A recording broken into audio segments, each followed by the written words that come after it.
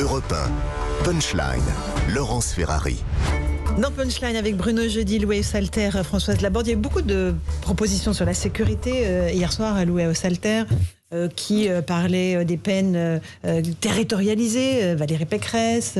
Il y a un vrai enjeu évidemment sur la sécurité pour la droite et c'est pour ça qu'ils massent toutes leurs propositions sur ce thème-là. Oui, il y a ça. Porteur et puis, pour eux. Quelque part, le vainqueur culturel des débats LR, c'est quand même Éric Zemmour. C'est-à-dire que spontanément, les candidats LR vont sur ces thèmes, pas forcément sur ces propositions, mais vont sur ces thèmes et se gardent de l'attaquer trop frontalement à quelques nuances près. Donc quelque part, il a dicté un agenda idéologique à la droite, ce qui était son but, à ce niveau-là, c'est réussi. Moi, je ne sais pas si si la droite dite de gouvernement sort tout à fait renforcée de cet exercice de surenchère. Je comprends pourquoi ils font ça. Je comprends que ça plaise aux adhérents. Je vois aussi que certaines propositions sont un peu bûchées techniquement. Valérie Pécresse n'a pas sorti hier, par exemple, la proposition de peine différenciée. Mais le problème, c'est que il n'y a pas vraiment de ligne qui se distingue parmi les candidats. Certes, Ciotti est le plus zémourien d'entre eux et Juvin est peut-être le moins zémourien, mais il n'y a pas un modéré. C'est plus vraiment l'UMP, quoi. Ce sont des lignes qui sont beaucoup moins divergentes. Ils parlent à leurs adhérents, là. Ils parlent complètement à leurs adhérents. Donc tout ça est tout à fait normal, mais ils risquent de connaître le même problème qu'avaient les écolos, par exemple, quand ils faisaient ce genre d'exercice. C'est-à-dire que du coup, ça vous porte de plus en plus vers la ligne des adhérents et de moins en moins vers la ligne qui peut vous rassembler lorsque vous faites un second tour de présidentielle. Quand c'était Fillon, Juppé, Sarkozy il y a 5 ans, là vous aviez 4 millions de personnes qui votaient, donc quelque part il y avait un corps plus large, et donc ça ressemblait plus à l'électorat général. Là, parler à des adhérents, c'est pas du tout pareil que parler à l'ensemble des Français. Et j'ai peur que cette surenchère, ça crée un précédent où ensuite on leur demande des comptes sur des propositions qu'ils auront faites parce qu'il fallait aller séduire l'adhérent qui vient à tous les meetings, qui n'est pas le Français moyen, pardon. Françoise Laborde. Non, mais c'est la primaire du PS qui a fait sortir Hamon. Exactement. Alors que François était absolument le candidat que personne n'attendait. Ils sont guettés par le même syndrome. La primaire des Verts a fait sortir Jadot. Oui, contrairement à ce que tout le monde disait, il a gagné. De justesse, mais est-ce qu'il peut gagner une présidentielle? En tous les cas, il fera certainement un meilleur score que n'aurait fait Sandrine Rousseau. Ça, c'est sûr. Et il peut viser un score à 2 chiffres, contrairement à Sandrine. Oui, alors revenons au LR, si vous voulez bien, la sécurité.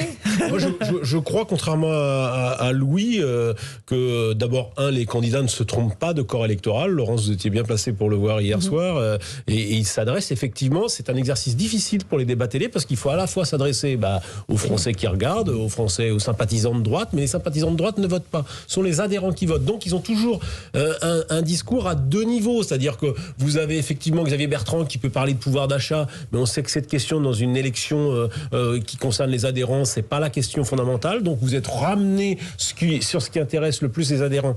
Qui sont les adhérents des Républicains aujourd'hui? Ce sont ceux, les 80 000 de départ, ce sont ceux qui ne sont pas partis chez Marine Le Pen et qui n'ont pas été séduits par Emmanuel Macron. Ils sont restés parce que d'abord, ils n'aiment pas Emmanuel Macron. 2, ils n'ont pas envie d'aller chez Le Pen. Et 3, ils pensent que la droite doit revenir à droite. De ce point de vue-là, l'opération Zemmour ramène les candidats à droite. Et si la droite revient à droite, c'est peut-être pas plus mal. C'est peut-être ce qui leur a manqué ces dernières années. Ça donnera peut-être un candidat qui, aux yeux des adhérents, sera un candidat plus crédible. Donc je pense que c'est pas forcément une mauvaise affaire, même si je suis d'accord avec vous que peut-être que ça les droitise beaucoup. Mais j'ai pas eu l'impression que la société soit beaucoup gauchisée ces dernières années. Il suffit d'entendre Emmanuel Macron pour se dire que tiens, Emmanuel Macron, il enfourche quand même beaucoup des thèmes entendus dans les débats des Républicains. Donc moi je suis un peu moins dubitatif que vous. Je me dis que c'est peut-être aussi la société aujourd'hui. Si franchement, on n'a peut-être pas envie de l'entendre, mais le thème de l'immigration est un thème que les Français ont.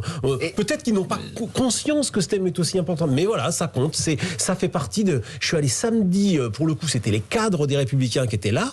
Je peux vous dire que les cadres des Républicains, ils ont beaucoup applaudi Xavier Bertrand, ils ont beaucoup applaudi Valérie Pécresse sur le thème de l'immigration. Alors, Françoise Laborde ? Non, je suis absolument d'accord. Je pense que et sur l'immigration et sur la sécurité, c'est un thème aujourd'hui qui en effet intéresse les Français. En tout cas, tous ceux qui sont sympathisants de la droite et une bonne partie, y compris des gens qui ont pu voter à gauche avant. Et on évoquait en début d'émission ce qui se passe en Guadeloupe. Mais imaginez qu'en Guadeloupe, il y a un incident quelconque avec, comme c'était passé il y a quelques années, hélas, le décès de quelqu'un. La question de la sécurité va la revenir au cœur des débats. Et on sait très bien que sur ce thème, depuis des années, années, on n'arrive pas à trouver la solution.